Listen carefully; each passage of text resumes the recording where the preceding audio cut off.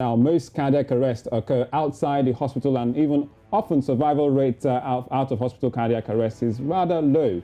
That to the untrained eye, the person dies at the moment their heart stops beating. But science tells us that this isn't always the case, as a heart can be restarted the right way with emergency care. Now, as we mark World Restart a Heart Day today, this is a reminder of the necessity of bystanders to enable to administer CPR and even use defibrillators. Now, joining us this morning on the show is first aid trainer Dare Joseph Akinfosile to give us more insight on what restarting a heart truly means. Welcome, Dare. Now tell us, what does restarting a heart entail? I mean, looking at the situation of things. Welcome, Dare, to the show. Before you answer the question, I need to, look at you and see, that's him.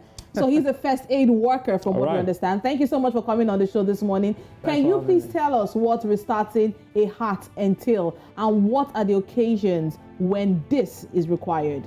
Unfortunately, cardiovascular diseases are the leading cause of death. And we have an average of 17 million sudden cardiac arrest cases. And in Nigeria, certain reports suggest that it's over 100,000 cases of sudden cardiac arrest in Nigeria. And so in that case, when someone goes into sudden cardiac arrest, there's a window of opportunity to restart the heart and get the heart working so that the person doesn't die. And that is the essence of cardiopulmonary resuscitation. All right. Dare, first of all, can you please explain to all of us, perhaps the untrained eye, the untrained hands, what CPR means and what AED means? Oh, CPR stands for cardiopulmonary resuscitation. It's a simple technique you adopt to restart the heart in case of sudden cardiac arrest. And the AED is automated external defibrillator.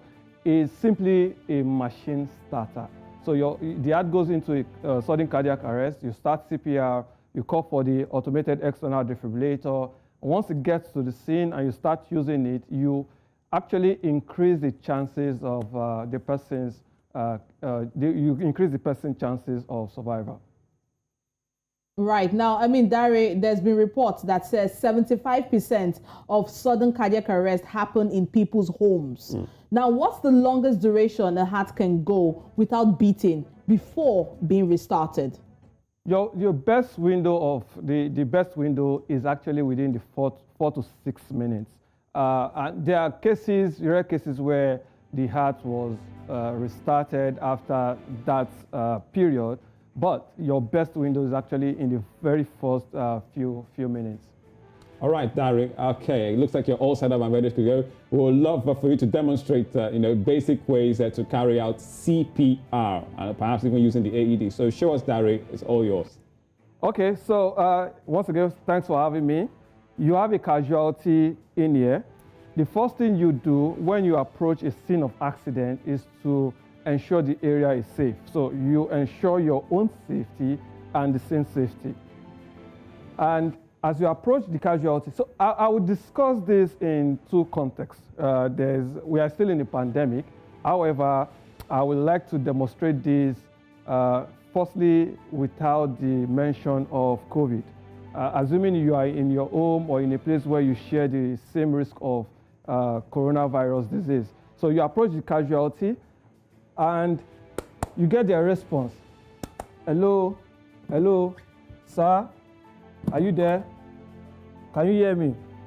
If the person is not responding and you are the only person at the scene, then you have to shout for help, because you need someone to get you additional help as you continue with the resuscitation so that you do not interrupt resuscitation. It is known that for every 1 minute interruption you have in this process, you would reduce the chance of survival by up to 10%.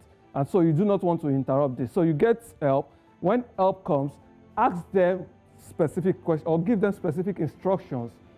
Call 767. For instance, if you're in Lagos, 112 in Nigeria or in Europe, give them specific instructions. Tell them where the AED is in the facility if you know where the AED is, or just ensure you give them clear instructions. While they are at it, you come to the casualty. Again, the casualty is not responding. You check, open the airway by placing your palm on the forehead and 2 fingers at the jaw, and then you tilt the head backwards. Remember, in this case, I'm not considering COVID. Place your ear close to the nostrils to feel, listen for the breath, and your eyes focused on the chest to see if the chest is rising and falling. Do not spend more than 10 seconds on this. If you're unsure, assume the person is not breathing. Once you are able to establish that the person is not breathing, or you assume the worst case scenario, the next thing you want to do is to start compressing the chest. However, if you are alone, you are unable to get help, this is the time you need to call the ambulance, so that the ambulance is on the way while you go ahead with your cardiopulmonary resuscitation. And to perform that, I'll place the heel of my hand at the center of the chest.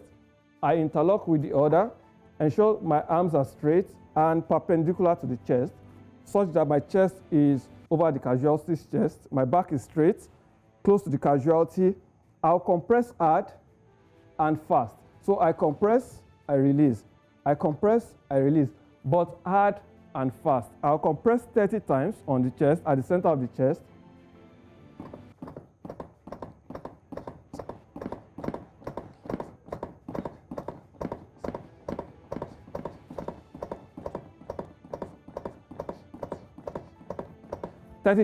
Times. You compress hard and fast. To help you with this compression, you can go by the tune of Baby Shark, you know?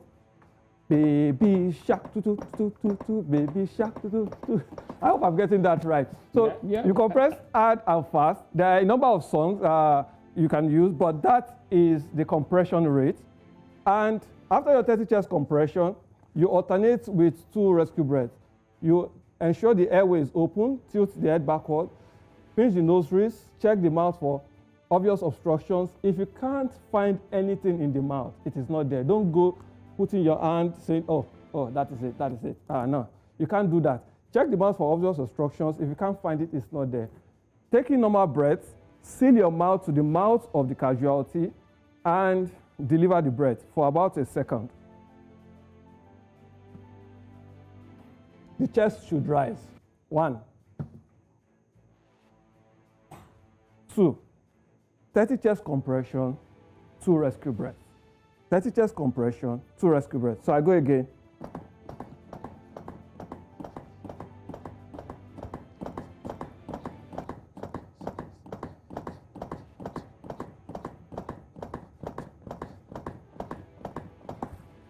Two rescue breaths.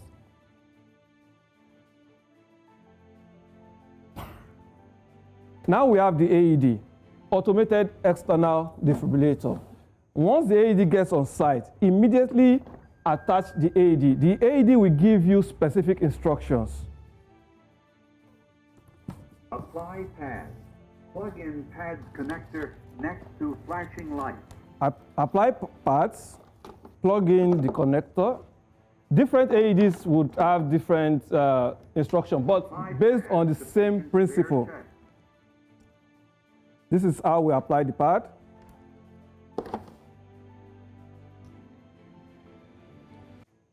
Mind you, you could have a situation where the AED is giving you technical issues. If that is the case, you continue your CPR. Once you are able to successfully do that, follow the instruction. Stay clear, no one should touch this person, stay clear. The machine is analyzing the system. Shock advised. Shock is advised. Stay clear of patient. Everyone stay clear. Deliver shock now. Before you deliver this shock, ensure no one is touching the casualty. Press the flashing orange button. Shock is about to be delivered. Shock delivered. Shock delivered. Begin CPR. The machine has asked us to continue with our CPR, and then I continue my 30 chest compression. Wow. Wow. And 2 rescue breaths. Wow. Wow. Wow.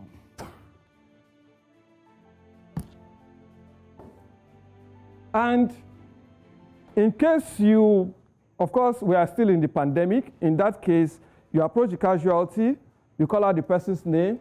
Hello, sir. Hello, sir. Can you hear me?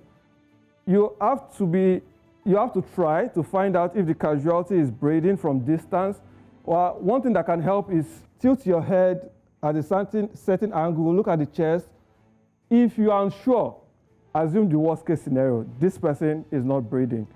And before you start your CPR, get a face mask or simply a piece of cloth and cover the face of the casualty.